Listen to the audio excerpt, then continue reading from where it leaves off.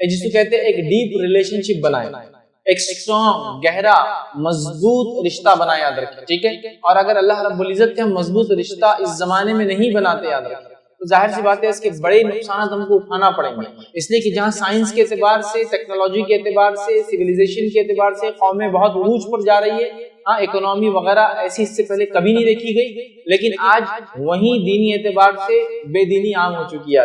تو لہٰذا اس دور میں اللہ رب العزت سے رشتہ مضبوط کرنا اور بھی زیادہ اہم ہے پچھلے زمانوں کے مقابلے۔ پچھلے زمانے میں بھی ضروری تھا، ہر دور میں ضروری ہے، لیکن آج کے حالات کو دیکھتے ہوئے آج تو بے حد بے انتہا ضروری ہے کہ ہم اللہ رب العزت سے مضبوط تعلق قائم کریں، ورنہ اگر اللہ رب العزت سے مضبوط تعلق نہیں قائم کریں گے تو خود بخود دنیا سے مضبوط تعلق ہمارا قائم ہو جائے گا اور خود بخود دین اور اسلام سے ہم دور ہوتے چلے جائیں گے، یاد رکھیے۔ تو یہ بات ہمیں یاد رکھنی چاہیے، یاد رکھیے کہ آج جتنا انسان ترقی کے میدان میں جا رہا ہے، وہیں جو ہے اس نے اتنا کچھ اپنے لیے نقصان کر لیا جسی کو انتہا نہیں۔ آج ہم لوگ دنیا کے لیے جتنا خرچ کرتے ہیں نا، اگر اس میں سے آدھا بھی اللہ رب العزت کی راہ میں جیسا خرچ کرنے کا حق ہے ویسا خرچ کرے تو اللہ رب العزت انشاءاللہ عزیز ہماری دنیا بھی سنوار دیں گے اور آخرت بھی سنوار دیں گے، کیونکہ دنیا پرستی، دنیا میں کمانا، دنیا میں کھانا، دنیا میں لگا دینا، یہی ہماری زندگی۔ تو اللہ سے مضبوط رشتہ قائم کرنے کی یاد رکھیے بے حد ضرورت ہے، یاد رکھیے۔ اور لوگوں کی اصلاح، معاملات کی اصلاح تبھی ہو سکتی ہے، ہمارے ظاہر کی اصلاح تبھی ہو سکتی ہے جو ہمارے باطن کی، ہمارے دل کی اصلاح۔ تو ہمیں اپنے دل کی اصلاح کرنے کی بے حد ضرورت ہے، یاد رکھیے، اور ہمیں اللہ رب العزت سے مضبوط رشتہ جوڑنے کی آج کے زمانے میں بے حد ضرورت ہے، یاد رکھیے۔ اور اسلام میں عبادت کا مفہوم بڑا وسیع ہے، اسلام میں عبادت کا معنی بہت وسیع ہے، مطلب اسلام میں عبادت کوئی مخصوص عمل نہیں ہے کہ بس یہ عبادت ہے اور باقی سب دنیا ہے۔ اسلام تو یہ کہتا ہے کہ تمام وہ اعمال جو کتاب اور سنت کے مطابق ایک انسان کرتا ہے تو وہ اعمال اس کو اجر اور ثواب دیتے ہیں اور وہ عبادت میں تبدیل ہو جاتے ہیں، یاد رکھیں۔ تو ایک انسان کا کبھی سونا بھی عبادت ہے، اگر اس نیت سے عشاء کے بعد سوئے کہ فجر میں اٹھے اور اٹھ جائے تو ساری رات عبادت میں اس نے گزاری۔ ایک انسان کا ہر عمل کرنا کتاب و سنت پہ ثواب اور اجر اس کو دیتا ہے، یہاں تک کہ انسان اپنی خواہشات کو پوری کرے تب بھی اللہ رب العزت اس کو اجر دیتا ہے، اگر وہ خواہشات بھی اللہ کے حکم اور اس کے رسول صلی اللہ علیہ وسلم کے طریقے پر ہو تو وہ ہمیں اجر دینے لگ جاتی ہے وہ چیزیں۔ تو اسلام میں بڑا وسیع معنی عبادت کا، دوسرے مذاہب کے جیسا لمٹ سکوپ نہیں ہے اس کی عبادت، بہت وسیع معنی ہے۔ اللہ رب العزت کا قرآن میں یوں فرماتا ہے، سورہ انعام سورہ نمبر 6 اور اس کی آیت نمبر جو ہے جو 162 میں اللہ فرماتا ہے، 162 میں فرماتا اور کہتا قل ان صلاتي ونسكي ومحياي ومماتي لله رب العالمین، جس کا معنی کہہ دیجیے اے نبی صلی اللہ علیہ وسلم، قل ان صلاتي میری نماز، ونسكي میری قربانیاں، ومحياي میرا جینا، ومماتي اور میرا مرنا للہ رب العالمین تمام کا تمام اللہ رب العزت کے لیے، جو سارے عالم کا رب۔ تو گویا ایک مومن کا نماز پڑھنا بھی، قربانی کرنا بھی، جینا بھی اور مرنا بھی تمام چیزیں اللہ کے لیے۔ تو عبادت کا مفہوم بڑا وسیع ہے، یاد رکھیے اسلام کے اندر۔ اسی طرح اللہ رب العزت ایک دوسرے مقام پہ فرماتا ہے، سورہ نحل آیت نمبر جو ہے 97 میں اللہ فرماتا اور کہتا ہے من عمل صالحا من ذکر او انثى، اللہ فرماتا اور کہتا ہے کہ جو بھی مرد ہو یا عورت ہو، کوئی بھی ہو، نیک عمل کرے لیکن ہو ایمان والا تو ہم یقیناً ایک نہایت بہترین زندگی عطا فرمائیں گے اور ان کے نیک اور صالح اعمال کے بدلے میں انہیں ضرور جو ہے آخرت میں بھی دیں گے، ان کے اجروں کا بہترین بدلہ بھی دیں گے۔ تو اللہ فرما رہا ہے کہ اگر جو لوگ اچھے کام کرے، چاہے مرد ہو چاہے عورت ہو، لیکن ہو ایمان والے، تو ہم دنیا کی بھی اچھی زندگی دیں گے اور آخرت میں تو ان کے اعمال کا ان کو بدلہ ملنا ہی ہے۔ تو اسلام میں دیکھیے عبادت کا تصور بڑا وسیع ہے۔ اسلام یہ نہیں کہتا کہ دنیا بالکل چھوڑ دو اور صرف عبادت کرو، بلکہ دنیا میں جو اعمال ہم کرتے ہیں ان کو بھی کتاب و سنت کے مطابق کرے، وہ عبادت بھی بن جاتے ہیں اور نیکی بھی بن جاتے ہیں، سمجھا؟ وہ عبادت بھی بن جاتے ہیں اور نیکی بھی بن جاتے ہیں، یاد رکھیے۔ تو یہ اسلام میں عبادت کا بڑا وسیع تصور ہے، یاد رکھیے۔ ٹھیک، اب ہم دیکھتے ہیں، یاد رکھیے، انسان کمزور سے کمزور ہوتا چلا جا رہا ہے۔ آج دیکھیے آپ، ایک زمانہ تھا لوگ ایک دوسرے کو دھوکہ نہیں دیتے تھے، یہ ایک دوسرے کی کمزوری کا نتیجہ ہے کہ لوگ کمزور سے کمزور ہو رہے ہیں یا لوگ کمزور کر دیے جا رہے ہیں اور لوگ ان کو دھوکہ دے رہے ہیں، تو انسان کمزور سے کمزور ہوتا چلا جا رہا ہے۔ اب ہماری طاقت کا سرچشمہ، منبع اور ذریعہ اور سورس صرف ایک ہے، وہ ہے اللہ سے تعلق۔ لوگ سمجھتے ہیں ہتھیار کے ذریعے ہم طاقت حاصل کر سکتے ہیں، یہ بھی ایک ذریعہ ہو سکتا ہے ایمان کے بعد۔ لوگ سمجھتے ہیں پیسے سے ہم طاقت حاصل کر سکتے ہیں، یہ بھی ایک ذریعہ ہو سکتا ہے ایمان کے بعد۔ لوگ سمجھتے ہیں جان پہچان اور وسیلوں سے طاقت حاصل کر سکتے ہیں، یہ بھی ایک ذریعہ ہو سکتا ہے ایمان کے بعد۔ لیکن سب سے اصل ذریعہ ہمارا اللہ سے تعلق ہے۔ صحابہ کی زندگی کو دیکھیے، ان کے پاس مالی اعتبار سے کچھ بھی نہیں ہے، ہتھیار کے اعتبار سے کچھ نہیں ہے ان کے پاس، پہچان کے اعتبار سے کچھ بھی نہیں، چل لوگوں کو لوگ پہچانتے تھے ورنہ عربوں کو پہچانتا بھی نہیں تھا جب تک محمد صلی اللہ علیہ وسلم میں نہ آئے. سمجھ رہے بات؟ اس کے باوجود آپ دیکھیے جب محمد صلی اللہ علیہ وسلم آئے، ان کو ایمان کی دعوت دی، ایمان قبول کرنے کے بعد رب العزت سے گہرا تعلق اور ناطہ جوڑنے کے بعد دنیا میں سب ان کو پہچاننے لگے. پھر اللہ رب العزت نے ان کو سب کچھ عطا کر دیا جو دنیا کی زندگی میں انسان کو لگتا ہے، بلکہ اتنا کچھ عطا کیا کہ جس کی کوئی انتہا نہیں، جس کے بارے میں ہم سوچ بھی نہیں سکتے. تو لہٰذا انسان کمزور ہے، صرف اس کے جو ہے قوت کا ایک ہی راز ہے وہ اللہ رب العزت سے اس کا گہرا تعلق یاد رکھیے، اور یہی اس کے نجات کا ذریعہ ہے. یہی میری اور آپ کی نجات کا یاد رکھیے ذریعہ ہے. اب آئیے، چونکہ میرا عنوان تہجد، قیام اللیل، صلاۃ اللیل، رات کی نماز، تراویح کے اوپر یاد رکھیے. تو آئیے پہلے اسلام میں نماز کی اہمیت کیا ہے میں سمجھتا ہوں، زیادہ تفصیلات میں جانے کے لیے اسلام میں نماز کی بڑی اہمیت ہے. یاد رکھیے اسلام میں نماز کی وہ اہمیت ہے کہ ایک فریضہ ہے، ایک ایسی عبادت جو اللہ رب العزت نے ہر مسلمان پر 5 وقت فرض کی. فرض کے علاوہ آپ اگر دیکھیں تو اس میں نفل ہے، اس کے علاوہ ان نوافل کو جو اللہ کے رسول نے ہمیشہ ادا کیا ان کو موقع کہتے ہیں، ان نوافل کو جو کبھی ادا کیا کبھی نہیں کیا ان کو ہم سنتیں کہتے ہیں، ان نوافل کو جو آپ نے مختلف اوقات میں ادا کیے مختلف رکعتوں کی شکل میں مختلف طریقوں سے، ان کے نام بھی آپ کو مل جائیں گے. فجر تو ہو گئی فرض ہے، لیکن سورج نکلنے کے بعد آپ نماز پڑھ رہے، اشراق کہہ رہے ہیں، اردو زبان میں اشراق کہتے ہیں، چاشت کہتے ہیں، اوابین کہتے ہیں. اس کے علاوہ آپ دیکھیے صلاۃ الکسوف، صلاۃ الخسوف ہے، صلاۃ الخوف ہے. اس کے بعد آپ کتنی نمازیں کہ انسان شکر کے لیے پڑھ لیتا ہے، توبہ اور استغفار کے لیے جو ہے اللہ کے سامنے سجدہ کرتا ہے، شکر کے لیے جو ہے اللہ کے سامنے جو ہے سجدہ کرتا ہے، مصیبت اور پریشانی کے اندر اللہ کے سامنے نماز پڑھتا ہے. تو نماز آپ دیکھیے اتنی نوافل آپ کو ملیں گی جس کی کوئی انتہا نہیں. تو اسلام تو نماز کو بڑی اہمیت دیتا ہے. یہ مومن کا نور ہے، یاد رکھیے یہ مومن کا وہ سرمایہ جس سے وہ تجارت کرتا ہے اعمال کے اعتبار سے. یہ مومن کے چہرے کا نور اور وہ سودا ہے، وہ سامان تجارت ہے جس کے ذریعے وہ آخرت میں انشاءاللہ عزیز کامیابی پاتا ہے، اور جس کو حاصل کرتا ہے اور جس کو دیکھ کر وہ کامیابی حاصل کرتا ہے. مرنے کے بعد جس چیز کا سب سے پہلے حساب ہونے والا اللہ کے معاملات میں وہ کیا ہے؟ نماز. اور بندے کے معاملات میں وہ کیا ہے؟ وہ خون. تو اللہ کے معاملے میں سب سے پہلے حساب نماز، بندوں کے معاملے میں سب سے پہلے حساب خون کا ہونے والا.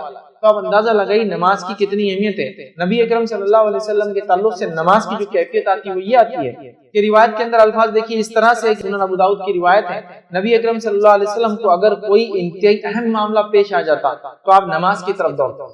کوئی انتہائی اہم معاملہ پیش آتا، کوئی مصیبت، پریشانی، مشکل، فیصلہ لینا ہے، آندھی طوفان، آپ نماز کے لیے چلے جاتے، آپ نماز کے لیے بڑھ جاتے. اسی طرح ہم دیکھتے ہیں ایک روایت کے اندر آتا ہے کہ نبی اکرم صلی اللہ علیہ وسلم راستہ تنگ کر دیے جاتے، آپ دنیا کے اعتبار سے مشقت اور مشکلوں سے گزرتے تو آپ کی آنکھوں کی ٹھنڈک یہ نماز ہوا کرتی. اور مسند احمد کی روایت کے الفاظ یوں ہیں کہ نبی اکرم صلی اللہ علیہ وسلم کاروبار حیات میں شدت اور تنگی، جب دنیا کے معاملات میں شدت اور تنگی تکلیف محسوس کرتے تو بلال رضی اللہ عنہ کو حکم دیتے تھے اور کہتے ہیں بلال نماز کے لیے اقامت کہو اور ہمیں راحت پہنچاؤ. اقامت کہو بلال اور ہمیں راحت پہنچاؤ.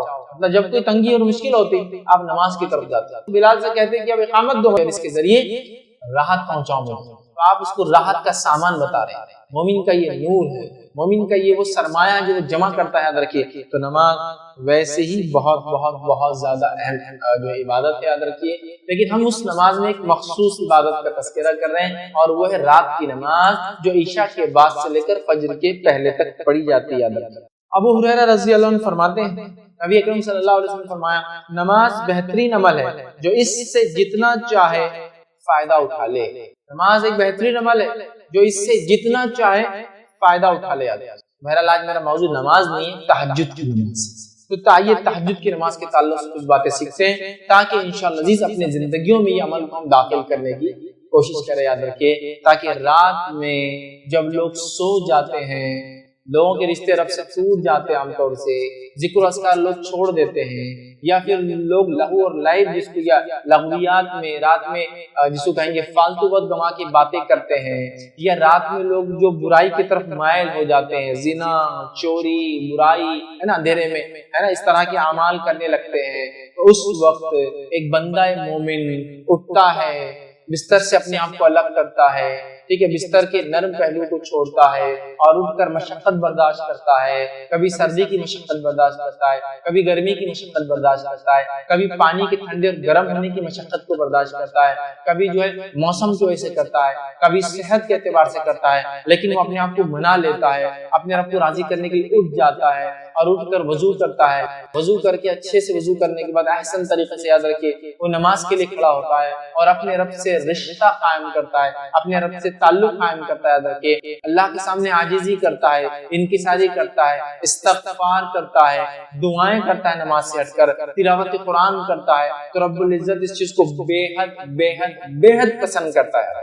ہم دن میں تو کرتے ہیں لیکن صد افسوس یا افسوس کی بات ہے ان لوگوں کے لیے جو فرائض ادا نہیں کرتے، چونکہ میں تو نفل کی بات کر رہا ہوں، لیکچر ہی نفل پہ ہو رہا ہے، فرائض پہ تو نہیں ہو رہا، صد افسوس ہے۔ لیکن نوافل کا اگر یہ اجر ہے تو میں سمجھتا ہوں اس کے اجر کو سمجھ کے آپ فریضے کا یا فرائض کا اجر کیا ہوتا ہے اندازہ لگا سکتے ہیں۔ اور اس بات کو میری یاد رکھیے، اس بات کو یاد رکھیے، سلف صالحین کے نزدیک، صحابہ تابعین تبع تابعین کے نزدیک فرائض تو فرائض تھے، سب کو اس پر عمل کرنا ہی تھا، اس میں کوئی خصوصیت نہیں تھی کہ انسان فرض کر رہا ہے 5 وقت نماز، آج تو بولیں کہ 5 وقت نماز پڑھا تو فرشتہ ہی ہے، لیکن یہ کوئی خصوصیت نہیں تھی، خصوصیت یہ تھی کہ انسان اللہ رب العزت رات میں اپنا تعلق وہ کرے، معلوم، اور بہت اہم تھا۔ سلف صالحین میں یہ بات عام تھی کہ وہ رات کی نمازیں پڑھتے، کچھ صحابہ کو دیکھا جاتا کہ وہ پوری رات نماز پڑھتے۔ اب آپ کہیں گے پھر سوتے کب؟ ظاہر سی بات ہے نماز رات بھر پڑھ کے کچھ حصہ سوتے بھی تھے، لیکن اکثر چونکہ نماز پڑھتے تو ہم کہہ رہے پوری رات، اور کوئی واقعی میں پوری رات نماز پڑھتے تھے، اور دن میں کسی وقت آرام کر رہے ہیں، پوری رات عبادت کر رہے ہیں۔ کچھ کا حال یہ کہ آدھی رات عبادت کر رہے ہیں، کچھ کا حال یہ کہ 1/3 کر رہے ہیں، کچھ کا حال یہ کہ 1/5 کر رہے ہیں، کچھ کا حال یہ کہ 1/6 کر رہے ہیں، 1/6 رات کو بانٹ رہے ہیں، اور کچھ ایسے بھی تھے جو بہت قلیل مختصر 2 رکعت ہی پڑھ رہے ہیں لیکن پڑھ رہے ہیں۔ یہ ان کا معاملہ تھا اور یہ ان کے تقوی کی علامت کیا گیا، ورنہ نماز فرائض ادا کرنا یہ تو سب کا کام تھا، سبھی کرتے تھے اس زمانے میں، یہ ان کی خصوصیت ہے۔ رات میں اٹھنا یہ اللہ کے عاجز بندوں کا شیوا ہے، جو اللہ رب العزت کے عاجز بندے ہوتے ہیں، ان کی ساری اختیار کرنے والے بندے ہوتے ہیں، یہ ان کا شیوا، ان کا طریقہ ہے کہ وہ رات کی نمازوں کو پڑھتے ہیں۔ تہجد کا ہم کوشش کریں، تہجد، قیام اللیل، تراویح، صلاۃ اللیل، رات کی نماز، اس کا ہم خاص اہتمام کریں۔ صحیح مسلم کی روایت ہے، نبی اکرم صلی اللہ علیہ وسلم فرماتے اور کہتے ہیں فرض نماز کے بعد افضل ترین نماز صلاۃ اللیل یعنی تہجد ہے، فرض نماز کے بعد سب سے افضلین ترین نماز صلاۃ اللیل ہے، مطلب رات کی نماز ہے، اور اکثر علماء نے اس پہ ہی راجع اتفاق کیا کہ اس سے مراد تہجد کی نماز ہے۔ فرض نماز کے بعد اگر کوئی افضل عبادت ہے تو کون سی عبادت؟ نوافل میں سب سے افضل عمل تہجد ہے۔ فرض نماز کے بعد اگر کوئی افضل عمل ہے تو صلاۃ اللیل ہے، رات کی نماز ہے، قیام اللیل ہے، رات کا کھڑے ہونا ہے، کھڑے ہونے سے مراد نماز کے لیے کھڑے، رات کی نماز ہے، یہ سب سے افضل عمل ہے، یاد رکھیے فرض نمازوں کے بعد۔ تو ہمیں چاہیے کہ ہم فرائض کا تو اہتمام کریں، نوافل میں بڑھ چڑھ کر حصہ لیں، کیونکہ جب ہم نوافل کا اہتمام کرتے ہیں تو اللہ رب العزت ہماری بہت تائید اور نصرت کرتا ہے، یاد رکھیے ہمارے دلوں سے بیماریوں کو، پریشانیوں کو، دکھوں کو، تکلیفوں کو دور کر دیتا ہے، ہماری دعاؤں کو، حاجتوں کو، منتوں کو، مرادوں کو قبول کر لیتا ہے۔ رات کا وقت یاد رکھیے، اس کے بڑے فضائل ہیں، بڑے فضائل۔ فرض نماز کے بعد سب سے افضل نماز اگر کوئی نماز ہے نمازوں کے بعد تو وہ صلاۃ اللیل ہے، رات کی نماز ہے، قیام اللیل ہے، تہجد ہے، تراویح کی نماز ہے، یا جو ہے قیام اللیل جس کو ہم کہتے ہیں، یہ یاد رکھیے رات کی نماز ہے۔ اسی طرح جو ہے یاد رکھیے نبی اکرم صلی اللہ علیہ وسلم خود کی اگر ہم مثال لے لیں تو نبی اکرم صلی اللہ علیہ وسلم کی عادت مبارکہ تھی کہ آپ فرائض کے علاوہ اتنا نفل پڑھتے، خاص طور سے رات میں، کہ روایت کے اندر آتا ہے، بخاری کی روایت ہے، آپ رات کو اتنا طویل قیام کرتے، اتنے لمبے قیام کرتے تھے کہ نبی اکرم صلی اللہ علیہ وسلم کے قدم مبارک سوج جاتے تھے، ایسے سوج جاتے تھے جیسے اب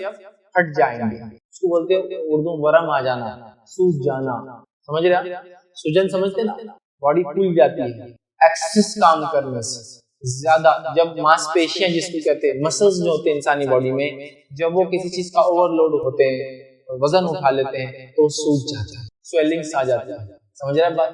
اگر کسی نے کثرت کی ایکسرسائز اور زیادہ کر لی اس کی طاقت سے تو اس کی باڈی سوج جاتی ہے۔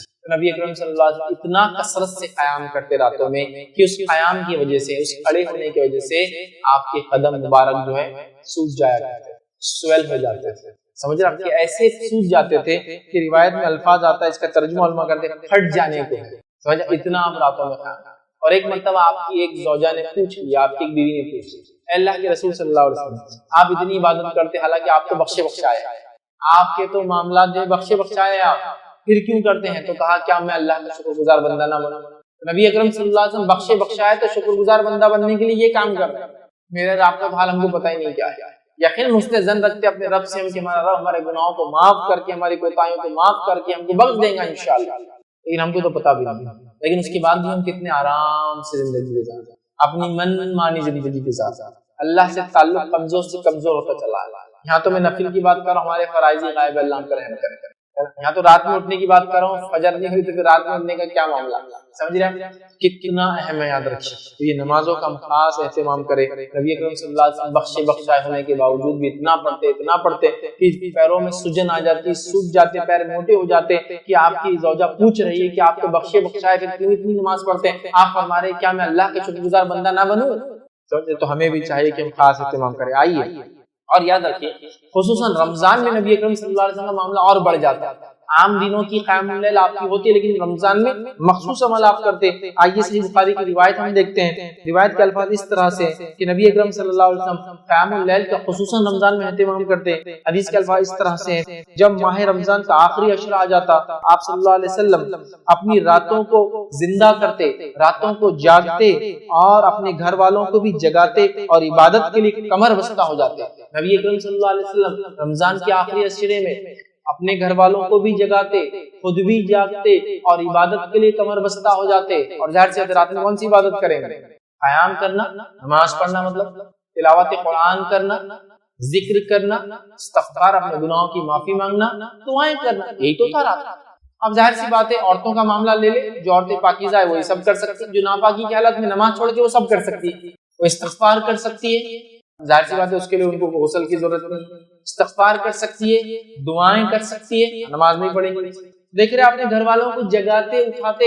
اور مطلب قیام اللیل تو اہم ہے، رمضان کی قیام اللیل اور اہم ہے، اور رمضان کی آخری عشرے قیام اللیل اور اہم ہے کہ اللہ کے رسول خود جاگ رہے ہیں، گھر والوں کو جگا رہے ہیں. تو ہمیں قیام اللیل کا تو یوں ہی اہتمام کرنا چاہیے، رمضان میں بالخصوص کرنا چاہیے، اور رمضان کے آخری عشرے کی راتوں میں تو اور بالخصوص کرنا چاہیے. اور اس کے اندر بھی اگر اور اندر جاؤں تو رمضان کی آخری عشرے کی طاق راتوں میں تو اور بالخصوص کرنا چاہیے، کیونکہ وہ شب قدر بھی ہو سکتی ہے. پانچوں میں سے کوئی، عام دنوں میں بھی، رمضان میں بھی، رمضان کی آخری عشرے میں 5 راتوں میں جو طاق، ہمیں بہت اہتمام کرنا ہے. قیام اللیل یاد رکھیے، راتوں کی نماز کا یاد رکھیے. اللہ کے رسول صلی اللہ علیہ وسلم خود پڑھ گھر والوں کو اپنا حکم دیتے تھے. ٹھیک ہے، رمضان کے اندر آپ اہتمام زیادہ کرتے جاتے ہیں. اسی طرح بخاری کی روایت ہے جس نے ماہ رمضان کی راتوں میں قیام کیا، من قام رمضان، جس نے ماہ رمضان کی راتوں میں قیام کیا، نماز پڑھی، ایمان اور اس نیت سے کہ اللہ اس کا اجر دینے والا ہے، غفر له ما تقدم من ذنبه، تو اللہ اس کے پچھلے تمام گناہوں کو معاف کر دیتا ہے.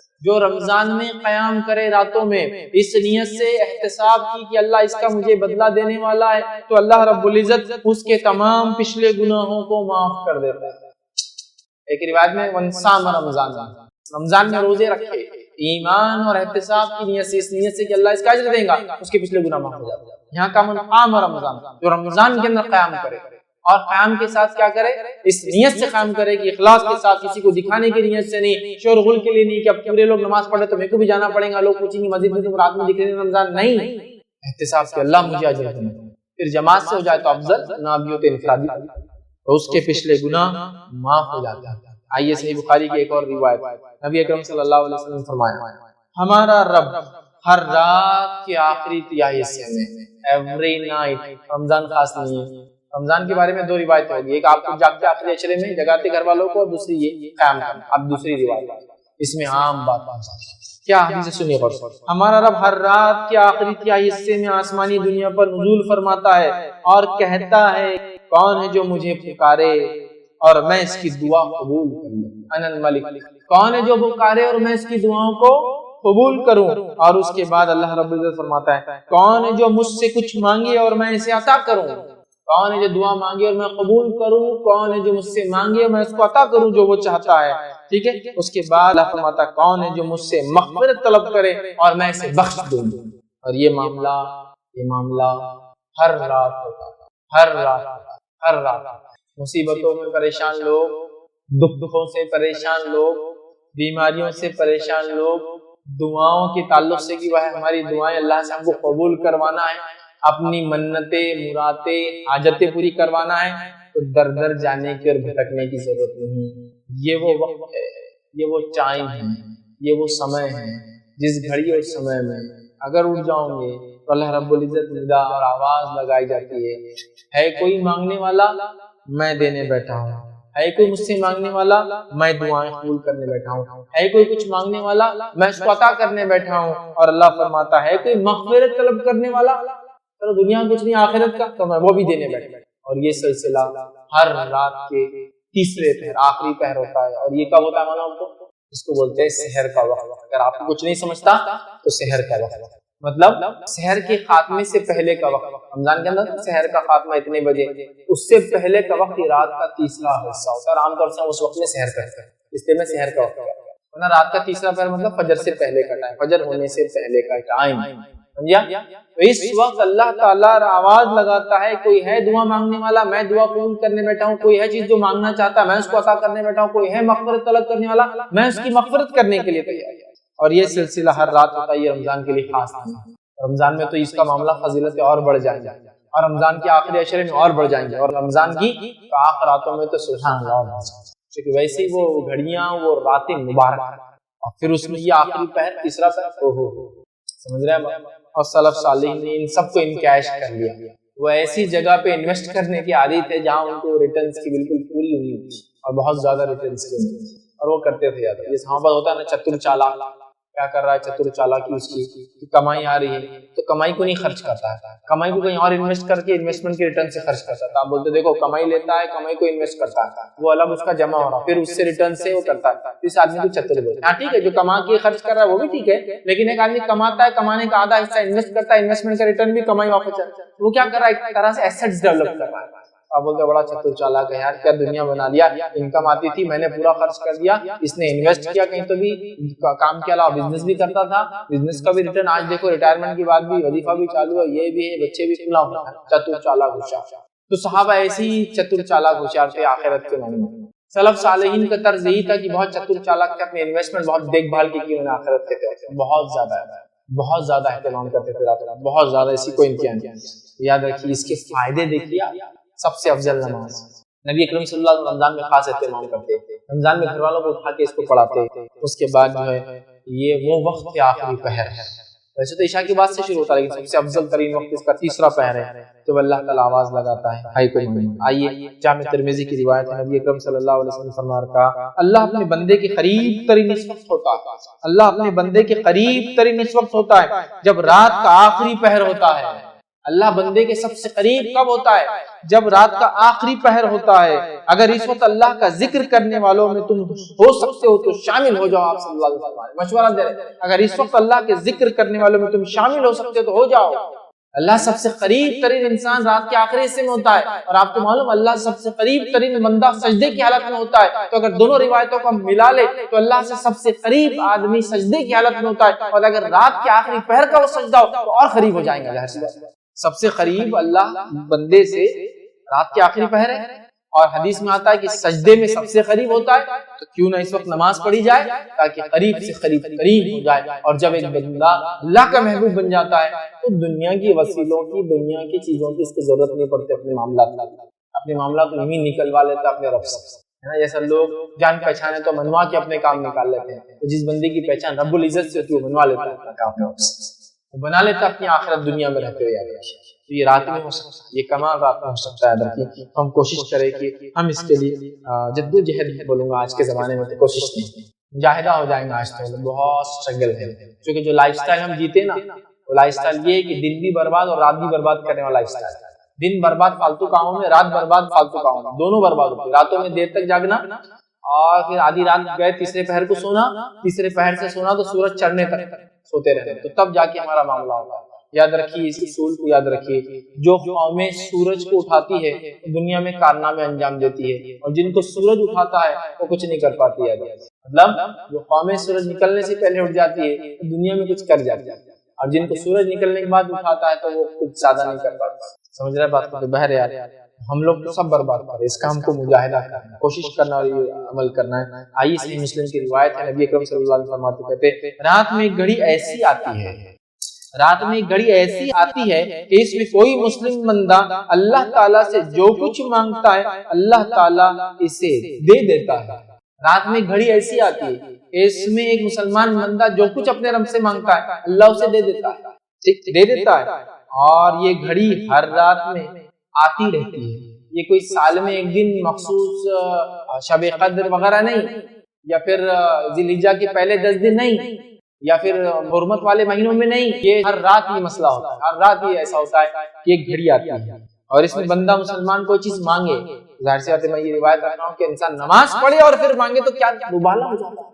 نیکی کے ساتھ کوئی چیز مانگنا, نیکی کے ساتھ اعمال قبول کرنے کے اللہ سے دعا کرنا, نیکی کے ساتھ اللہ سے مغفرت کی طلب کرنا, اللہ قبول کرتا ہے, خوش ہوتا ہے. لیکن یہاں تو وہ بندہ یا وہ بندی بھی اللہ کی, جیسے کہ عورتیں سوال کرتی بس پاکیزگی کی حالت میں نہیں ہے, تو یہاں تو مانگنے کے لفظ یہ نہیں کہ نماز پڑھ کر مانگے. نماز پڑھ کے مانگنے والے کے لیے تو اور افضل ہوا, لیکن ویسے بھی مانگ سکتا ہے ایک بندہ. لیکن وہ گھڑی کب آتی ہے ہم نہیں جانتے. جو لوگ پریشان ہیں, در در گھوم رہے ہیں, مہینوں اور سالوں اپنی زندگیاں برباد کر رہے, راتوں میں جاگو نا اور منواؤ اپنے رب, کر لو اپنی دعائیں, کرا لو اپنی دعائیں قبول. اتنی باتیں آ رہی کہ رات میں ایک گھڑی ایسی آتی ہے جس گھڑی میں ایک مسلمان جو دعا کرتا ہے, جو مانگتا ہے, اللہ تعالیٰ اس کو عطا کر دیتا ہے. اور یہ گھڑی ہر رات آتی ہے. یہ گھڑی کوئی معاملہ خاص نہیں ہے, سارا سال ہوتا ہے. تو کہاں ڈھونڈ رہے ہیں, ادھر پریشان ہے, کس سے مانگ رہے ہیں؟ ادھر ہے راستہ. یہ ہے راستہ کہ راتوں میں تہجد کا اہتمام پھر دعائیں, اور راتوں میں نماز کا اہتمام پھر دعائیں, اور سجدوں میں دعائیں, اور استغفار اور کثرت سے دعائیں, اور اللہ کی تسبیحات اور تلاوت قرآن نماز کی شکل میں, یہ بغیر نماز کے پڑھنے کی شکل میں. سمجھ رہے ہیں؟ بہرحال ہم کو یہ تمام چیزیں کرنا ہے. تو رات میں اگر انسان جاگتا ہے اور تہجد کا اہتمام کرتا ہے تو دلوں کو زندگی ملتی ہے, دلوں کو زندگی ملتی ہے. وہ ارادے یا وہ عزم جو پست ہو چکے ہیں ان میں ایک نئی زندگی آتی ہے. آپ نے سب کچھ کر لیا دنیاوی اعتبار سے, آپ تھک گئے ہیں, اب رات میں اٹھ کے عبادت کریے اپنے رب کو راضی. دیکھیے وہ جو عزم سے اللہ پورے کر دیتا ہے, وہ جو ارادے سے اللہ پورے کر دیتا ہے. آپ دنیا میں اعتبار تھک چکے ہیں, اب اس میں ایک نئی جان اللہ تعالیٰ ڈالا. تو راتوں میں اٹھنے سے زندگی ملتی ہے انسان. وہ عزم جو ختم ہو چکے, پستہ ہو چکے, اس میں نئی توانائی اور نئی جوش اور جان آتی ہے. اسی طرح ہم دیکھتے ہیں اللہ تعالیٰ کا قرب حاصل, ٹھیک. اسی طرح ہم دیکھتے ہیں گناہوں سے رات میں اٹھنا انسان کو روکتا ہے, معلوم. اسی طرح ہم دیکھتے ہیں یہ گناہوں کا کفارہ بھی بنتا ہے. راتوں میں اٹھنا ہمارے گناہ, اس لیے کہ اللہ تعالیٰ مشقت کو دیکھتا ہے. اب آپ کہیں گے کیا میں تہجد بغیر رات میں سوئے کے پڑھ سکتا ہوں؟ ہاں پڑھ سکتے ہیں, مسئلہ نہیں. لیکن سو کر اٹھ کے آخری حصے میں اٹھ کر پڑھنا چونکہ اس میں بڑی مشقت ہے, اس کا اجر زیادہ ہے. ورنہ تہجد تو عشاء کے بعد بھی پڑھ سکتے ہیں, سونا ضروری ہے. لیکن اجر کے اعتبار سے سو کر نفس کو کاٹ کر پھر اٹھنا اور پھر نماز پڑھنا یہ بڑی بڑی چیز. سمجھ رہے آپ کو اس کا اجر زیادہ ہے. نبی اکرم صلی اللہ علیہ وسلم نے فرمایا قیام اللیل کیا کرو, قیام اللیل کیا کرو, کیونکہ تم سے پچھلے صالحین کی یہی عادت تھی. تم سے پہلے جتنے صالحین گزرے, انبیاء اور انبیاء کے پیروکار, ان کے حوارین, ان کے اصحاب, ان کے مددگار, ان پر ایمان لانے والے, ٹھیک ہے, ان کا طریقہ, صالحین کا یہ نیکوکاروں کا طریقہ عادت رہی ہے. اور یہی عمل فہم تھا, مطلب اس میں وہ بالکل اٹل تھے, یہ عمل بالکل برابر وہ استقامت کے ساتھ کرتے چلے گئے. ہم سے پچھلے لوگوں کی عادت تھی نیک لوگوں کی, اور ہمیں بھی اپنے سے پچھلوں کے نیک طریقے پر اور اچھی عادتوں پر چلنا ہے, اور پچھلی قوموں نے جو غلطیاں کی اس سے بچنا ہے. یاد رکھنا ہے نا, دعائیں بھی کرتے تو غیر المغضوب علیہم, ہم بولتے نا صراط الذین انعمت علیہم, اس راہ پہ چلا جن پہ تیرا انعام ہوا. یہ انعام والے لوگوں کا طریقہ تھا رات میں اٹھنا. غیر المغضوب اور وہ پچھلے لوگوں نے جس پہ غضب و مت ہمیں شمار کر, ولا الضالین جو بھٹک گئے, دعائیں کرتے ہیں. تو پچھلے لوگوں کا طریقہ, نیک لوگوں کا جن پہ انعام ہوا, اور راتوں کو یہ عاجز بندوں کا شیوا اور طریقہ, اللہ کے نیک بندوں کا شیوا ہے کہ اٹھتے. جامع ترمذی کی بہر روایت تھی. اسی طرح جو ہے وہب بن منبہ رحمۃ اللہ علیہ ایک تابعی ہے, وہ فرماتے ہیں اور کہتے ہیں, ان کا قول دیکھیے, قیام اللیل سے بدصورت کے چہرے پر اللہ تعالیٰ چمک دے دیتے ہیں گناہوں کی وجہ سے. وہ آدمی نہیں کہ اب آپ بولیں گے امریکن اور یورپین تو پورے گورے ہوتے ہیں, اب ان کو کیا بدصورت کو دیں گے. نہیں, کانٹیکسٹ, انسان کی بدعمالیہ اس کے چہرے کو کالا کر دیتی ہے, اس کی بدعمالیہ اس کو بیکار بے نور کر دیتی ہے. تو یہ فرماتے ہیں, یہ تابعی ہے, وہ فرماتے ہیں وہب بن منبہ رحمۃ اللہ علیہ, وہ کہتے ہیں قیام اللیل سے بدصورت کے چہرے پر چمک آ جاتی ہے. جس کو بولتے ہیں نا آپ کسی کے چہرے کو دیکھ کر, ارے کیا چہرہ یار یہ آدمی, اس کا رنگ کچھ بھی ہو سکتا ہے, لیکن اس کے چہرے کو دیکھ کر آپ فریش ہو جاتے ہیں، آپ میں موٹیویشن جنریٹ ہوتا ہے، آپ خوش ہوتے ہیں کچھ لوگوں کے چہرے پر۔ وہ فرماتے ہیں کہ اللہ تعالیٰ قیام اللیل سے بدصورت چہرے پر چمک آ جاتی ہے، یہ فرماتے ہیں اس کی بدولت ذلیل آدمی کو اللہ عزت نصیب کر دیتے ہیں۔ اب ظاہر سی بات ہے جو رات کو اٹھ کے نماز پڑھ رہا تو فرائض کا اہتمام تو ہو ہی چکا ہوگا نا اس کا، اللہ تعالیٰ اس کے ان اعمال فرائض اور نفل میں اضافہ راتوں میں اٹھنے کی بدولت کیا کرتا ہے، اس کے لیے یہ کرتا ہے کہ ذلیل آدمی کو اللہ عزت دلا دیتا ہے۔ اور کئی لوگ جو اعمال کے اعتبار سے ذلیل تھے، گناہگار تھے، جب اللہ کے حضور میں جو توبہ کیا، سچی توبہ کی اور ایمان لائے، اور اس کے بعد جو نبی نے جس وقت میں موجود تھے اس نبی پر ایمان لا کے اس کے طریقے پر چلے اور اللہ رب العزت کو راضی کرنے کی کوشش کی، تو وہ ایک دم ذلیل تھے اعمال کے اعتبار سے، اللہ نے عزت بخش دی۔ تو چور اور ڈاکو تھا، ایمان لے کر آیا، اللہ نے عزت بخش دی، سمجھ رہا؟ تو کوئی اللہ کا نیک بندہ بن گیا جس کے واقعات، جس کی برائیاں مشہور تھی سماج میں، یہ ہوتا ہے۔ تو وہ کہتے ہیں کہ اللہ ذلیل کو عزت دے دیتا ہے، ٹھیک ہے۔ اور پھر فرماتے ہیں روزے دار کی شہوانی قوتوں کو کمزور کر دیتا ہے، اور مومن کے لیے جنت سے پہلے راحت و آرام کی کوئی جگہ نہیں ہے۔ دن میں روزہ رکھنے سے شہوانی قوتیں کم ہوتی ہیں، اور رات کو جاگنے سے چہرے پر نور اور عزت ملتی ہے، سمجھ رہا؟ کتنی بڑی بات ہے۔ اب جو واقعے میں فرائض پہ عمل کر رہا ہے وہ اپنے نور کو اور بڑھا لے، اپنی عزت کو اور بڑھا لے۔ جو عمل نہیں کرتا ہے وہ فرائض سے عمل کر کے اس طرف بھاگنے کی کوشش کرے۔ یہ گریس مارکس کی بات ہو رہی ہے، جتنی بھی نوافل کی بات ہو رہی ہے۔ نوافل فرض کے بعد ہی اجر دیتے ہیں، یاد تو کوئی سمجھ نہیں آ رہی اتنے فائدے تو میں فرض نہیں کر کے یہ کروں گا، یہ تو تب اجر دیں گے جب فرائض ہوں گے، یہ بات یاد رکھیے، ٹھیک ہے۔ بہرحال آئیے آگے۔ عبداللہ بن عباس رضی اللہ عنہ فرماتے ہیں، ان کا قول ہے، فرماتے ہیں جو شخص یہ چاہتا ہے کہ اللہ تعالیٰ اس کے لیے قیامت کا طویل قیام آسان کر دے، جو شخص یہ چاہتا ہے کہ اللہ تعالیٰ قیامت کا طویل قیام اس کے لیے آسان کر دے، اسے چاہیے کہ وہ اپنے آپ کو راتوں کی تاریکی میں سجدے اور قیام کی حالت میں اللہ کے سامنے حاضر کرے۔ قیامت کا قیام بہت لمبا ہے، 50 ہزار سال کا، لیکن دن حساب و کتاب لوگوں کے ہوں گے نہیں شروع، پسینے کے یہ عالم ہوا کہ لوگ اپنے گناہوں کے اعتبار سے پسینے میں ڈوبے ہیں، ٹکنے گھٹنے ناکوں تک ڈوبے، معلوم یہ حال اس وقت قیام ہے لمبا۔ وہ کہہ رہے ہیں جو طویل قیام سے اپنے آپ کو بچانا چاہتا آخرت اسے چاہیے کہ رات کی تاریکی میں سجدے اور قیام کی حالت میں اللہ کے سامنے پیش کرے اپنے آپ کو، اور اس کے دل میں قیامت کے دن کا ڈر اور رحمت الہی کی امید ہے۔ قیامت کا ڈر بھی ہے لیکن رحمت الہی کی امید بھی ہے، اور وہ کھڑا رہے اپنے رب کے حضور اور سجدے کرے تو انشاءاللہ وہ قیام اس کے لیے آسان ہو جائے گا انشاءاللہ۔ یاد رکھیے۔ تو بہرحال اس کے ساتھ ساتھ قیام اللیل کی فضیلت جو ہے مسند احمد کی ایک روایت میں آتی ہے، اتنی بہترین پیاری پیاری فضیلتیں ہیں، یاد رکھیے۔ ایک کے بعد ایک اس حدیث میں آتی ہے، یہ حدیث میں آپ کے سامنے رکھتا ہوں، آئیے حدیث کے الفاظ سنیے۔ نبی اکرم صلی اللہ علیہ وسلم فرماتے ہیں تم رات کا قیام ضرور کیا کرو، تم راتوں کی نماز ضرور پڑھا کرو، تم عشاء کے بعد سے لے کے فجر سے پہلے تک کچھ نہ کچھ نماز ضرور پڑھا کرو، نام تہجد بولو، تراویح بولو، قیام اللیل تم پڑھا کرو، تم راتوں کا قیام ضرور کیا کرو، کیونکہ یہ تم سے پہلے صلح کی عادت تھی، تم سے پہلے کے انعام والے لوگوں کی، نیک لوگوں کی عادت تھی۔ تو پہلا فائدہ رات کی نماز، نیک لوگوں کے نقش قدم پر چل رہے ہیں، پہلا۔ دوسرا فرماتے ہیں عادت تھی، اور رات کا قیام اللہ سے قریب کرتا ہے، رات کا قیام اللہ سے قریب کرتا ہے، دوسرا فائدہ۔ تیسرا فرماتے ہیں گناہوں سے بچاتا ہے، مطلب دن میں گناہوں سے بچنے کی صلاحیت پیدا ہوتی ہے اگر قیام کریں گے رات میں تو۔ چوتھا فائدہ سنیے، فرماتے ہیں آپ صلی اللہ علیہ وسلم، اور برائیوں کو مٹا دیتا ہے، جو پچھلا ہو گیا وہ نام اعمال برا کلیئر ہوتا ہے، نیا نام اعمال میں گناہ انٹری نہیں لیتے، گناہوں سے دن میں بچاتا ہے، پچھلے جو گناہ ہو گئے ان کو مٹاتا ہے۔ پانچواں فائدہ سنیے، غور سے سنیے، برائیوں کو مٹاتا ہو گیا پانچواں فائدہ، اور جسمانی بیماریوں کو دور کرتا ہے۔ کون سا ایسا انسان ہے جو بیمار نہیں ہے؟ کون سا ایسا انسان ہے جو کہے گا میرا نام عمل تو نیکی سے فل؟ کون سا ایسا انسان ہے جو کہے گا گناہ میں نہیں کرتا ہوں؟ کون سا ایسا انسان ہے جو یہ کہے کہ جو پچھلے گناہ ہے وہ مٹانا نہیں چاہتا؟ کون سا ایسا انسان ہے جو کہے کہ میں سلف صالحین کے ہم سے پچھلے گزرے ہوئے نیک لوگوں کے طریقے پہ نہیں چلنا چاہتا؟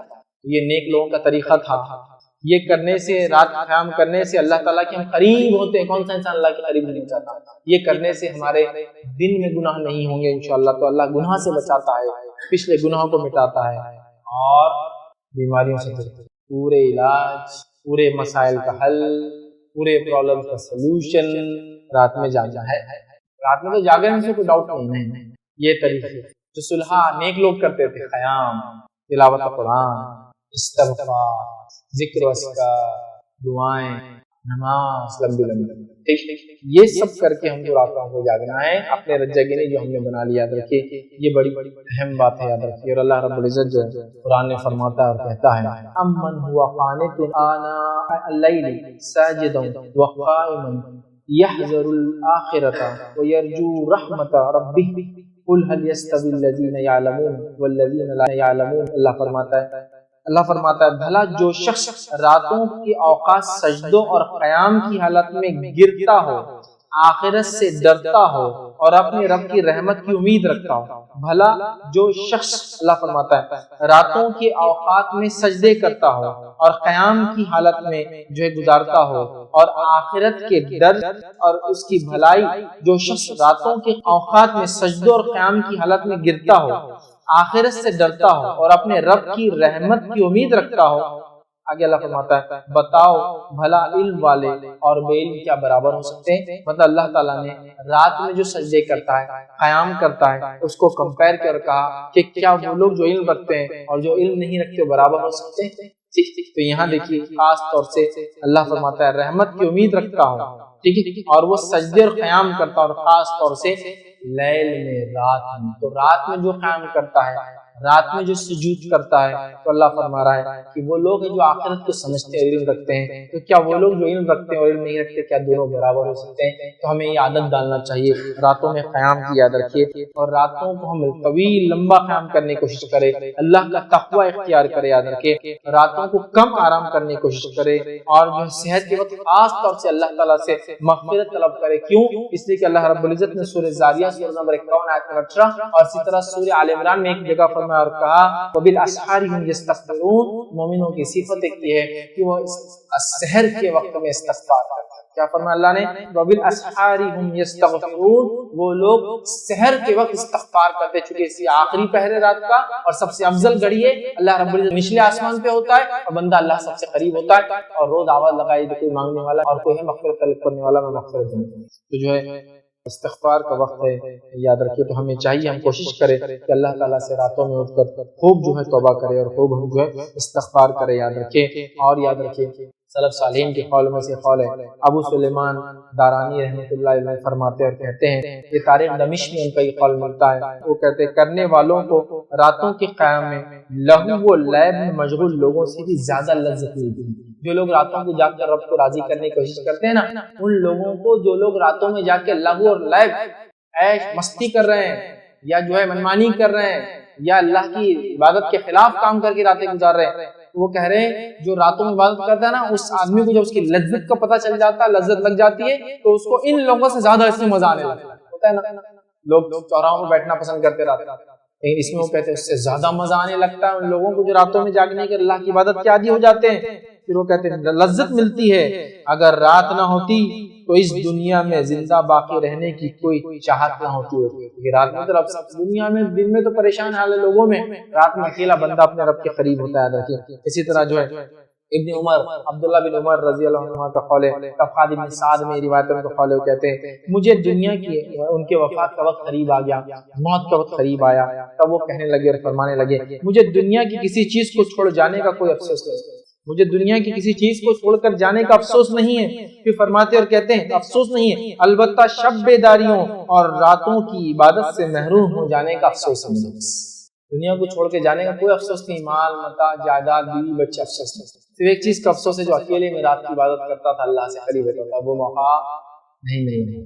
کتنی بڑی بات ہے، سلف صالحین کتنا راتوں کو جاگنے کے شغف تھا، عادت تھی، عادی تھے، ایک دم اپنے آپ کو اس کے لیے تیار کیا تھا۔ یاد رکھیے یہ بڑی اہم بات ہے، یاد رکھیے۔ اور راتوں میں کھڑے ہونا کوئی عام بات نہیں ہے، راتوں میں کھڑے ہونا عام آدمی کے بس کی بات نہیں، راتوں میں کھڑے ہونا یہ ہر کسی کی بس کی بات نہیں۔ ہاں ہر کسی کی بس میں یہ تو ضرور ہے آدھی رات تک جاگ کر لہو لیب میں، شور غل میں، فلموں میں اور تھیٹروں کے اندر اور سڑکوں پر، نکڑوں میں، چوراہوں میں، دوستوں کے غول کی غول بنا کے گاڑیاں بھگانے میں، گاڑیاں چلانے میں، راتوں میں ہائی ویز سے بیٹھ کر پارٹیز کرنے میں تو ہو سکتا ہے، لیکن رات میں عبادت کرنا ہر آدمی کے بس کی بات نہیں ہے۔ یہ اللہ کے بہت کم بندے ہوتے ہیں جن کو اللہ رب العزت کی نیک توفیق دیتا ہے کہ اللہ رب العزت کی کے رات میں عبادت کرتے ہیں۔ اور اس تعلق سے آئیے ایک مشہور قول آپ سنیے، یہ قول جو ہے قتادہ رحمۃ اللہ علیہ کا ہے، جو بہت مشہور مفسر ہے نا، آپ ابن کثیر پڑھیں گے تو قتادہ یہ فرماتے ہیں، قتادہ رحمۃ اللہ فرمایا، یہ وہ جو ہے مفسر ہے، ان کا قول ہے، قتادہ رحمۃ اللہ علیہ فرمایا کرتے تھے، یا ان کا قول ہے جو ہے، ان کے قول دیکھیے کیا ہے، وہ کہتے تھے منافق کبھی بھی اطاعت الہی کے لیے راتوں میں جاگ نہیں سکتا۔ وہ کہا کرتے تھے منافق کبھی بھی اطاعت الہی کے لیے راتوں میں نہیں جاگ سکتا، یہ تو منافق تو ویسے فرض بھی دکھانے کو کرتا ہے تو رات میں کیوں جاگے گا؟ تو کہتے تھے منافق کبھی بھی رات میں اطاعت الہی کے لیے جاگ نہیں سکتا۔ یہ تو صرف سچا مومن ہی، اس لیے میں نے بھی کہا سچا مومن، کیونکہ رات میں فرض نماز کو تو لوگ دیکھ رہے ہیں تو منافق آ جاتے تھے، لیکن رات میں تھوڑی منافق نماز پڑھتے ہوں گے۔ وہ کہتے ہیں کہ منافق کبھی بھی جو ہے اطاعت الہی کے لیے رات میں جاگ نہیں سکتا، یاد رکھیے، بڑی بات ہے، یاد رکھیے، ایک بڑا بھاری قول ہے ہم جیسے لوگوں کے لیے، یاد رکھیے۔ بہرحال آگے آئیے ہم دیکھتے ہیں اللہ رب العزت نے فرمایا کا تتجافى جنوبهم عن المضاجع يدعون ربهم خوفا وطمعا ومما رزقناهم ينفقون۔ اللہ فرماتا کہتا ہے ان کے پہلو بستر سے الگ رہتے ہیں، مطلب صحابہ کے تعلق سے آئی بات کہ وہ راتوں میں جاگتے ہیں، اپنے اللہ کے نیک بندوں کا تذکرہ کر رہا ہے کہ ان کے پہلو بستر سے الگ ہوتے ہیں، رات میں الگ رہتے ہیں، وہ جہنم کے خوف اور جنت کی لالچ میں اللہ تعالیٰ کو پکارتے ہیں۔ کوئی نہیں جانتا کہ ان کی آنکھوں کی ٹھنڈک کا کیا سامان چھپا رکھا ہے جو انہیں ان کے اعمال کے بدلے میں دیا جائے گا۔ وہ لوگ جو راتوں کو اپنے پیٹ کو بستر سے الگ رکھتے ہیں، مطلب فرائض ادا کرنے کے علاوہ راتوں میں اٹھتے ہیں، اللہ فرما رہا ہے، اور اللہ سے خوف کرتے، جہنم سے اس سے پناہ مانگتے ہیں، جنت کے تعلق سے طلب کرتے، اللہ سے اس کی لالچ رکھتے ہیں، تو اللہ فرما رہا ہے اور اللہ کو پکارتے ہیں۔ کوئی نہیں جانتا اللہ نے ان جیسے لوگوں کی آنکھوں کی ٹھنڈک کے لیے کیا سامان چھپا کر رکھا ہے، معلوم نہیں ہے۔ اللہ تعالیٰ نے ایسے نیک لوگوں کو رات میں جاگتے ہیں، ان کے لیے خزانے جمع کر رکھے ہیں، ایسی نعمتیں جمع کر رکھی ہے جس کو دیکھ کر ان کی آنکھوں کو ٹھنڈک محسوس ہے، لیکن وہ کیا ہے اللہ کہہ رہا یہ خود نہیں جانتے، لیکن یہ کر کے آؤ پالو اس چیز کو۔ بڑی بات، بہت بڑی بات یاد رکھیے، ہمیں راتوں میں جا کر اللہ کی عبادت میں گزارنے کی کوشش کرنا چاہیے۔ یوں تو بہت گل چھرے، عیش مستی مذاق، انجوائمنٹ، کنٹری سائڈ جو ہے پکنک اور رات میں خیمے لاگے گھوم لے، بہت ہو گیا، لیکن یہ عادت، یہ مشغلہ ہم کو بنانا یاد رکھیے اور اس کے فائدے اٹھانا ہے۔ اسی طرح اللہ رب العزت جو ہے قرآن فرماتا سورہ دہر کی آیت نمبر 26 اور 27 میں فرماتا اور کہتا ہے وَمِنَ اللَّيْلِ فَاسْجُدْ لَهُ وَسَبِّحْهُ لَيْلًا طَوِيلًا إِنَّ هَؤُلَاءِ يُحِبُّونَ الْعَاجِلَةَ وَيَذَرُونَ وَرَاءَهُمْ یومًا ثقیلا۔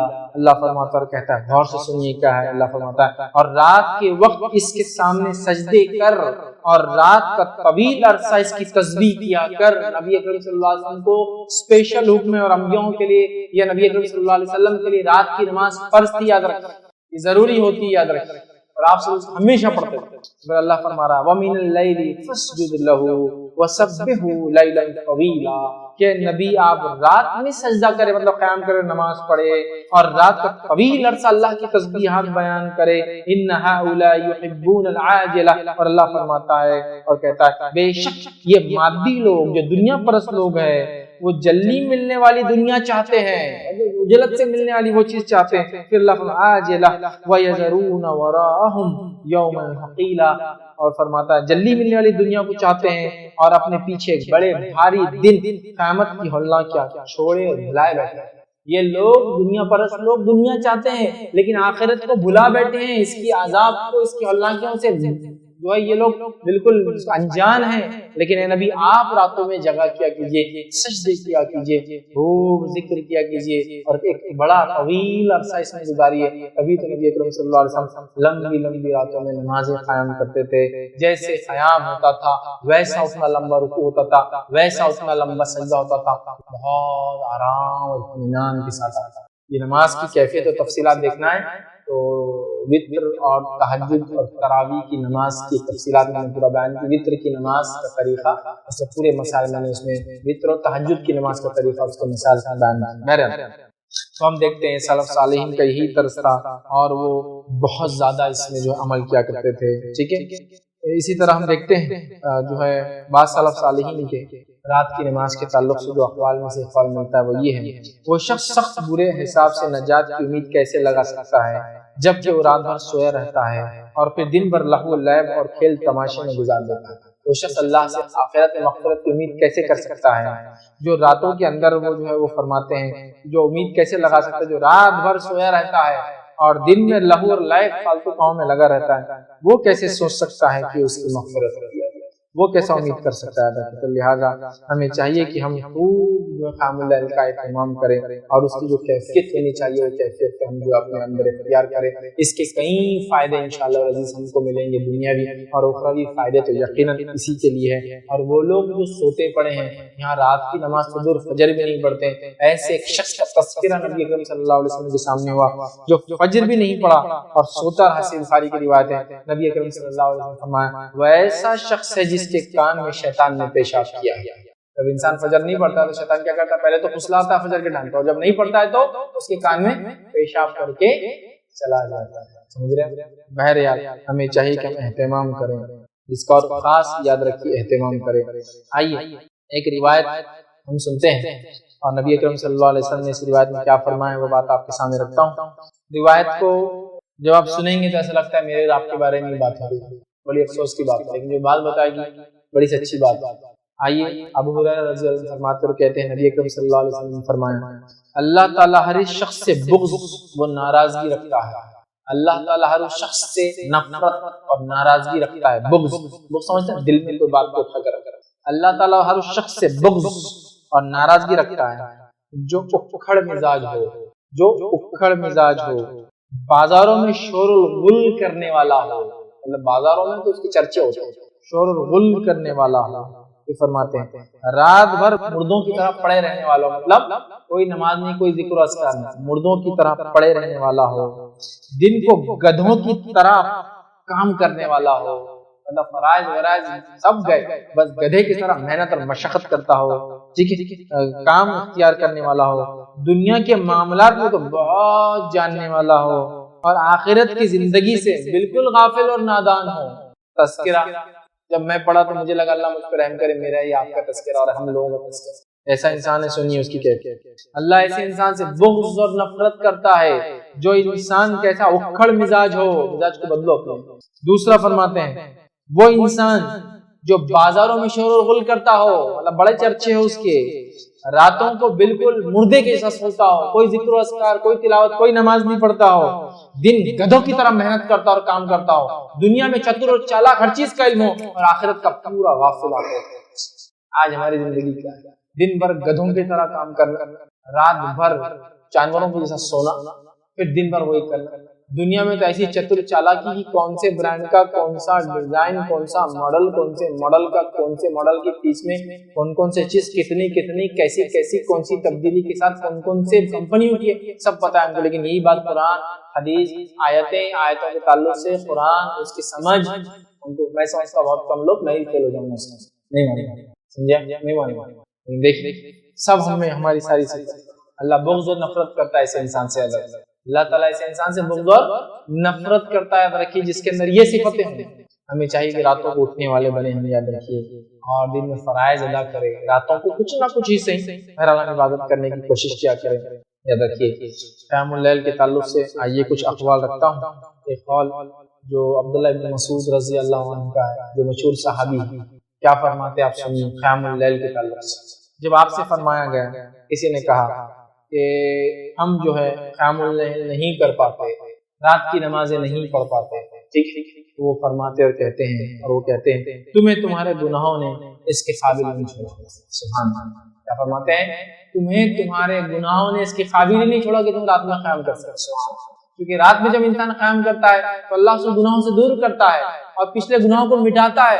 تو کہتے ہیں اگر تم رات میں قیام نہیں کر سکتے ہو تو تمہارے گناہوں نے تمہیں اس لائق نہیں چھوڑا کہ تم رات میں اللہ کے سامنے کھڑو، یا اللہ تعالیٰ نے تمہیں اس لائق نہیں رکھا کہ اب تم اس کے سامنے رات میں کھڑے۔ وہ تو ایسا وقت ہے کہ جو مانگا قبول ہو رہا ہے، مغفرت مل رہی ہے، گناہوں سے اللہ بچا رہا ہے، پچھلے گناہوں کو اللہ معاف کر رہا ہے، اپنی قربت دے رہا ہے، نیک لوگوں کے طریقوں پر چلا رہا ہے۔ وہ کہہ رہے تمہارے گناہوں نے نہیں چھوڑا اللہ، سمجھے؟ آئیے آگے ہم بڑھتے ہیں۔ ایک اور قول اسی طرح ملتا ہے، بڑا سخت ہے وہ بھی اپنے آپ میں۔ تو کسی سے کہا گیا میں رات کی نماز کے تعلق سے، تو لوگوں نے کہا کہ ہم استطاعت نہیں رکھتے رات کی نماز کی، تو فرماتے ہیں یا کسی نے ان سے کہا کہ قیام اللیل کی استطاعت نہیں پاتے، تو ایسا کوئی طریقہ بتائیے جس طریقے کو اختیار کرنے سے ہم قیام اللیل کرنے لگے. تو فرماتے ہیں دن کو اللہ تعالیٰ کی نافرمانیوں میں نہ گزارو تو رات کو اللہ تعالیٰ تمہیں خود کھڑا کر لیں گا اپنے سامنے. عبداللہ بن مسعود کیا فرما رہے ہیں؟ تمہارے برائیوں نے گناہ نے تمہیں اس لائق نہیں چھوڑا کہ تم رات نہ کھڑے ہو سکو. یہاں دوسرے قول میں ایک بات مل رہی ہے کہ دن نافرمانیوں مت گزارو تو اللہ تعالیٰ تمہیں خود رات کو اپنے سامنے لا گا. سبحان اللہ.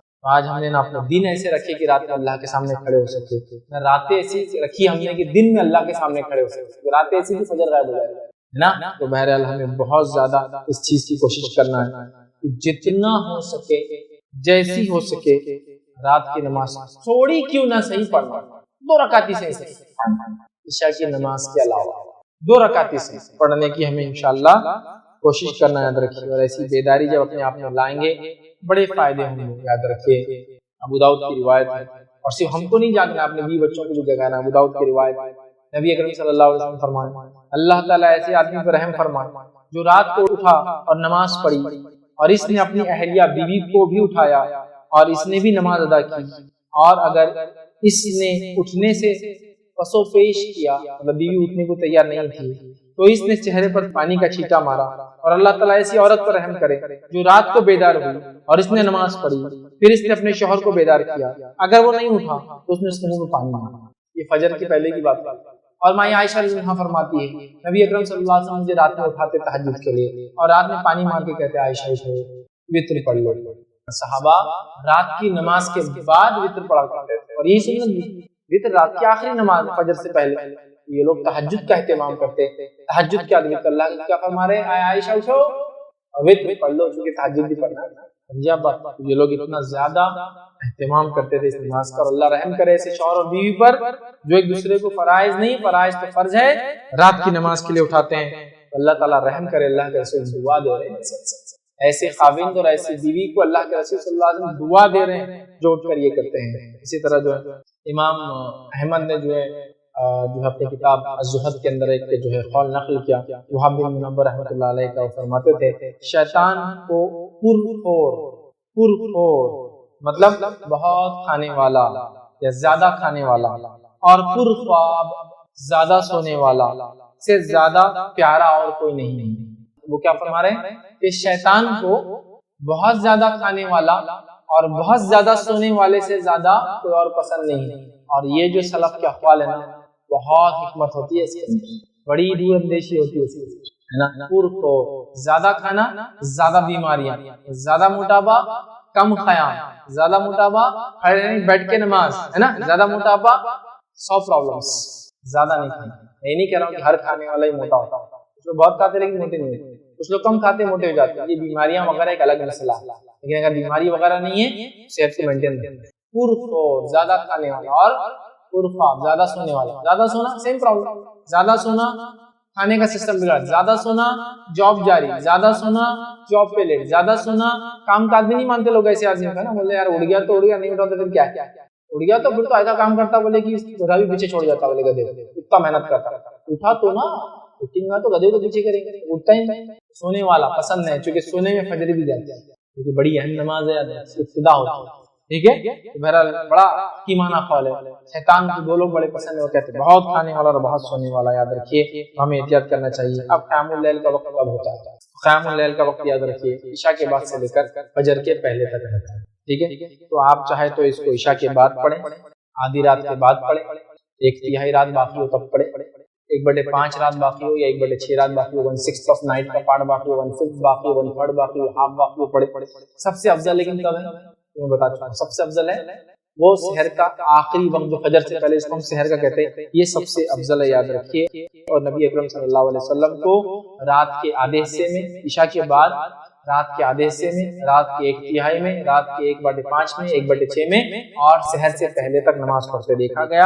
اور صحیح مسلم کی روایت کے مطابق آپ صلی اللہ علیہ وسلم کا آخر وقت میں عمل یہ تھا یا زیادہ آپ نے یہ کیا کہ آپ سحر کے وقت میں قیام کرتے تھے. تو ہمیں بھی کوشش کرنا چاہیے سحر کے وقت قیام کریں. یہ سب سے افضل ہے کہ اللہ کے رسول نے تو ایسے پوری رات کیا, پوری رات کیا. صحابہ نے روایت کیا عشاء کے بعد, کچھ نے روایت کیا آدھی رات, 1/3 رات, 1/5, 1/6 نائٹ کا پارٹ رہ گیا, کسی نے روایت کیا آخری حصہ, لیکن زیادہ تر نبی اکرم صلی اللہ علیہ وسلم آخر وقت میں رات کا تیسرا حصہ آپ نے کیا، تو لہٰذا افضل ٹائم یہ ہے کہ آپ سو جائے عشاء کے بعد جلدی، پھر اس وقت اٹھ کر پڑھیے افضل ہے، لیکن اس کے علاوہ بھی پڑھا جا سکتا ہے سارے یہ اوقات اس کے اندر۔ اس کی اور تفصیلات دیکھنا ہے تو تراویح کی نماز کب پڑھے یا کیسے، اس میں نے تفصیلات رکھی ہے۔ اسی طرح قیام اللیل سلف صالحین، کوئی پوری رات، کوئی آدھی رات، کوئی تہائی رات، اور کوئی اسی طرح جو ہے کچھ نہ کچھ کرتے ہیں، کم از کم کچھ نہ ہو تو 2 رکعت تو ضرور سلف صالحین رات میں پڑھا کرتے تھے۔ ہم بھی کوشش کریں رات کا ایک بڑا حصہ، آدھی رات، نصف رات، پوری رات، ثلث، سدس یا چھٹا حصہ بہرحال نماز پڑھنے کی ہم جو ہے کوشش کیا کرے، یاد رکھیے، اور بکثرت اس کو کرے۔ نبی اکرم صلی اللہ علیہ وسلم فرماتے ہیں کچھ نہ ہو سکے تو میں نے کہا نا 2 رکعت پڑھ لے، اس کے تعلق سے ابو داؤد کی روایت ہے، نبی اکرم صلی اللہ علیہ وسلم فرماتے ہوئے کہتے ہیں جس نے اپنی اہلیہ کو جگایا اور دونوں نے صرف 2 رکعتیں پڑھ لی، وہ اللہ تعالیٰ کا بکثرت ذکر کرنے والے مرد اور عورتوں میں لکھے جائیں گے۔ تو کچھ نہ ہو سکے تو میں نے کہا 2 رکعت، تو ابو داؤد کی روایت ہے جس مرد نے، عورت نے، بیوی نے اور شوہر نے 2 رکعت بھی اگر پڑھ لی اور معمول بنا لیا اس کا، انشاءاللہ ان کا تذکرہ بکثرت اللہ کے ذکر کرنے والوں میں انشاءاللہ لکھا، کچھ نہیں تو کم از کم 2 رکعت پڑھنا۔ پوری رات بھی پڑھ سکتے، آدھی رات ایک تہائی، 1/6 نائٹ ہے، 1/5 نائٹ ہے، بٹ ایٹ لیسٹ 2 رکعت ہم کوشش کریں کہ فجر سے پہلے ہم ضرور پڑھیں۔ قیام اللیل کے آداب میں سے یاد رکھیے، پہلے 2 ہلکی رکعتیں آپ پڑھیں، پھر شوق اور ذوق آپ کا بڑھے تو پھر 2 رکعتیں کر کے آپ بڑھائیں، 2 ہلکی رکعت پڑھیں، اس کے بعد اور شوق ہو تو اور توفیق اللہ دے تو اور 2 رکعت کر کے آپ اس کو بڑھا سکتے ہیں۔ ہر 2 رکعت کے بعد آپ کو سلام پھیرنا یاد رکھیے، قرات اور تلاوت قرآن کرنا ہے، قیام، رکوع اور سجود کی کوشش کرے ایک جیسا لمبا کرے، مطلب سیم ڈیوریشن کو، مطلب کافی لمبے لمبے کرے۔ اسی طرح جو ہے قرآنی آیتوں پہ غور کر کے اس کو پڑھے، اس کے علاوہ اللہ سے دعائیں کرے، استغفار کرے، اور یاد رکھیے اتنی نمازیں پڑھے اور اتنے عمل کرے جو آپ پہ مشقت نہ ہو۔ پتہ چلا رات میں جاگ رہے دن بھر سو رہے ہیں، ایسا نہ ہو، آپ کی مشقت نہ ہو، اتنا عمل کرنے کی بہرحال کوشش کریں۔ اسی طرح رمضان جیسی اگر نعمت مل جائے تو اس میں تو پھر زیادہ سے زیادہ عمل کرنے کی ہم کوشش کریں۔ بخاری کی روایت ہے، نبی اکرم صلی اللہ علیہ وسلم جتنی طاقت ہو اتنی عبادت کرو، اللہ تعالیٰ اجر دیتے ہوئے نہیں تھکتا لیکن تم تھک جاؤ گے، اللہ تعالیٰ اجر دیتے ہوئے نہیں تھکتا لیکن تم تھک جاؤ گے، تو اتنا کرو جتنا میں شوق، ذوق اور اس کے اندر اچھا لگے۔ اس لیے میں نے کہا 2 رکعت ہلکی، پھر 2 بڑھاؤ، 2 پھر بڑھاؤ، 2 پھر بڑھاؤ، 2 پھر 2 بڑھا سکتے ہیں، اس کے بعد آپ کی وتر پڑھو اور اس کے بعد آپ فجر کی نماز کی 2 رکعت پڑھ کے مسجد جا سکتے ہیں نماز کے لیے۔ اسی طرح ایک دوسری روایت میں نبی اکرم صلی اللہ علیہ وسلم فرمایا کہا سیدھے چلو اور لوگوں کو قریب کرو اور انہیں بشارتیں دو، اور صبح اور شام اور اندھیرے کی نماز اور دعا کے ذریعے اللہ تعالیٰ سے مدد مانگو۔ صبح اور شام اور اندھیرا، رات میں تہجد کے ذریعے اللہ تعالیٰ سے مدد مانگو۔ ہمیں صبح شام الگ سے نوافل بھی پڑھ سکتے ہیں، یا ہو سکتا ہے اس سے فرض مراد ہو، لیکن رات میں اندھیرے کے اندر نماز پڑھنا چاہیے اور اللہ تعالیٰ سے مدد مانگنا چاہیے۔ تو یاد رکھیے نماز بے انتہا افضل ہے، راتوں کی نماز کو معمولی نہ سمجھے، بلکہ ہم کوشش کریں اپنے آپ کو، اپنے نفس کو، اپنے بیوی بچوں کو، اپنے گھر والوں کو عادت ڈالے اور اس کی کوشش کرے۔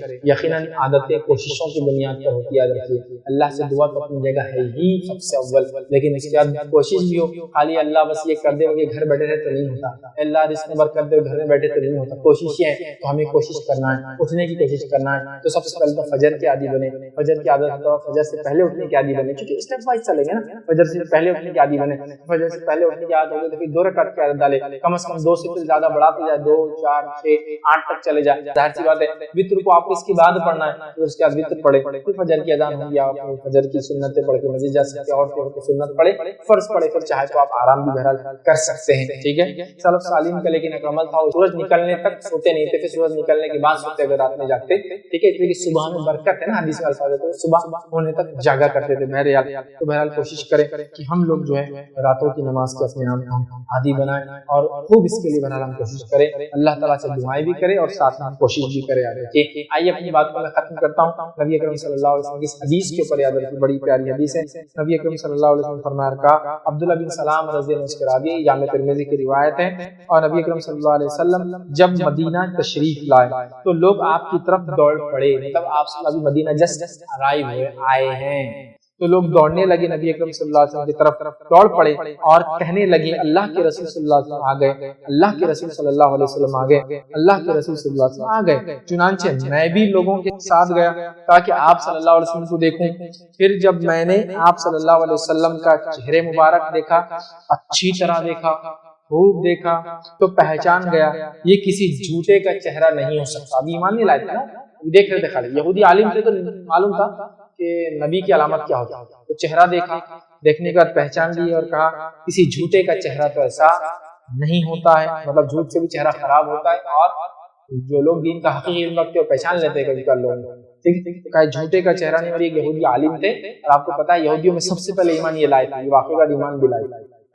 جو پہچان گیا کہ کسی جھوٹے کا چہرہ نہیں ہو سکتا، اور سب سے پہلی بات جو آپ صلی اللہ علیہ وسلم وہاں کہی، اب سنیے جو بات کہی وہ میں کہنا چاہتا ہوں، جو سب سے پہلی بات نبی اکرم صلی اللہ علیہ وسلم وہاں کہی تھی، لوگوں سلام پھیلاؤ، کھانا کھلاؤ، لوگوں سلام پھیلاؤ، کھانا کھلاؤ، رات میں جب لوگ سو رہے ہوں تو نماز پڑھو، تم لوگ سلامتی کے ساتھ جنت میں داخل ہو جاؤ، لوگوں سلام کرو، کھانا کھلاؤ۔ اور جس وقت لوگ رات میں سو جاتے ہیں، یہ فرض نماز کے علاوہ، چونکہ فرض نمازیں آ چکی تھی، فرض نمازیں مکی کے آخری دور میں آ چکی تھی، لوگوں سلام کرو، کھانا کھلاؤ، اور رات میں جب لوگ سو جاتے ہیں تب قیام کرو۔ اور یہ تو آخری پہر سحر کا ہوتا ہے نا، سب سے اچھی نیند کبھی آتی ہے نا، تو لوگ سو رہے ہو قیام کرو تو تم سلامتی کے ساتھ جنت میں داخل ہو جاؤ، بہت زیادہ مشقت نہیں آئیں گے، چونکہ لوگ مشقت کے ساتھ بھی جنت میں جائیں گے، یہ سلامتی کے ساتھ چلے جائیں گے، مشقت کے ساتھ بھی جا رہے ہیں لوگ، حساب کتاب ہونے کے بعد جا رہے ہیں، تولے جانے کے بعد جا رہے ہیں، یہ آدمی سلامتی کے ساتھ بڑی بات کر گئی۔ ہمیں کوشش کرنا چاہیے ہم بھی اگر سلامتی کے ساتھ انشاءاللہ جنت میں جانا چاہتے ہیں کچھ ایکسٹرا عمل کرنا پڑا، کچھ ایکسٹرا عمل کرنا پڑا، تاکہ جنت میں اعلیٰ مقامات، اعلیٰ جنت ہمیں ملے، اور بغیر کسی ریا کے، بغیر کسی دکھاوے کے، خالص رب کو راضی کرنے، اپنے پچھلے نام اعمال کے گناہوں کو مٹانے، اگلے گناہوں سے بچنے کے لیے استغفار کرنا، توبہ کرنا، تلاوت قرآن کرنا، رب کو راضی کرنا، راتوں میں جاگنا اور اٹھنے کا معمول بنانا۔ اللہ رب العزت سے آخر میں دعا ہے کہ اللہ سبحانہ وتعالیٰ اس چیز کی توفیق عطا فرمائے کہ ہم لوگ راتوں میں جا کر اس کی عبادت کرنے والے بنے۔ اللہ رب العزت ہماری نسلوں کو ایسا بنائے کہ جو رات میں اٹھ کر اس کی عبادت کرنے والے بنے۔ اللہ رب العزت ہمارے لیے اس چیز کو اور اس کام کو آسان کرے، جب تک ہمیں زندہ رکھے، ایمان اور اسلام پر زندہ رکھے، خاتمہ ہمارا ایمان پر ہو۔ وآخر دعوانا الحمد للہ رب العالمین۔